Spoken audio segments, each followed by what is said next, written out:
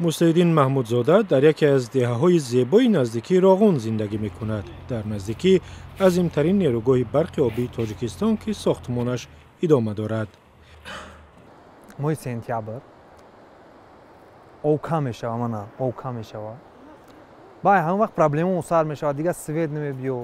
دیگه سوید تو خواهیم مقصد ای ساعت 5 سحر تا 8 سحر بیگای ای 5 بیگا تا 11 شب. بین فنری از ما رو میگیریم الان میکنیم. مسلحیدین و خانواده‌اش باید 2 سال دیگر صبر کنند تا از بی‌برقی خلاص شوند، چون نیروگاه راغون هم حالا خانه آنها را روشن کردن نمیتواند. پرابلم است ناونو همین نیوخه. سوید نیست. اینترنت نیست. آنتن نیست که یک کس زنگ زنید در اینجا. یک زن کسل میشه، یک بودا کسل میشه. دیگه نیست که پدر مادر زنگ زنی یا یور رفیق زنگ زنی بیان برانه. نارسایی نیروی برق در تاجیکستان یک مشکل اصلی برای مردم به حساب می رود و هر سال مایه خجالت حکومت شده است. مردم هم از ناچاری هیزم و انگشت می سوزند و عائله های کامل هم از دود انگشت هلاک شدند.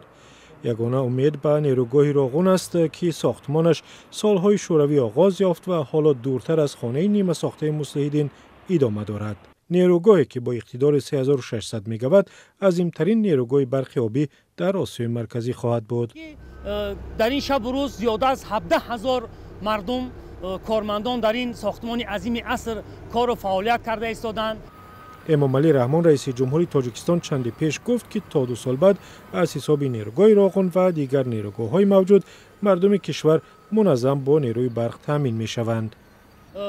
این ساختمان نیروگاه برقی آبی راغون آرزوی دیرینه ملت تاجیک میباشد، چون که بعد به اتمام رسیدن این ساختمان ملت تاجیک از بحران انرژیتیکی میبراید.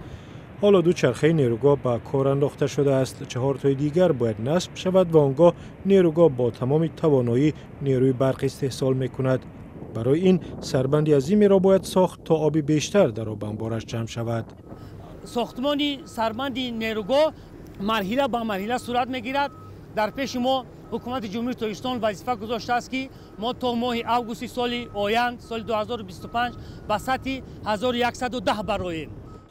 در صورت تکمیل سربندی راغون 335 متر و بلندترین در جهان می شود و به قول حکومت از نیروگاه نه تنها تاجیکستان بلکه تمام کشورهای آسیای مرکزی بهره خواهند برد.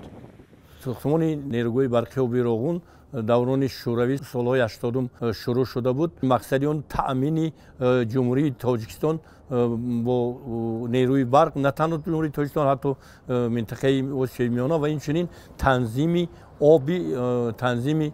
آب در منطقه آسیای میانه بود. سالهای اخیر خراجات برای ساختمان نیروگاه راغون را زیاد تنقید می‌کنند که ارزش آن حالا به 6 میلیارد دلار رسیده است. حکومت هم مجبور است از سازمان‌های مالی بین المللی برای آن قرض‌های زیاده بگیرد.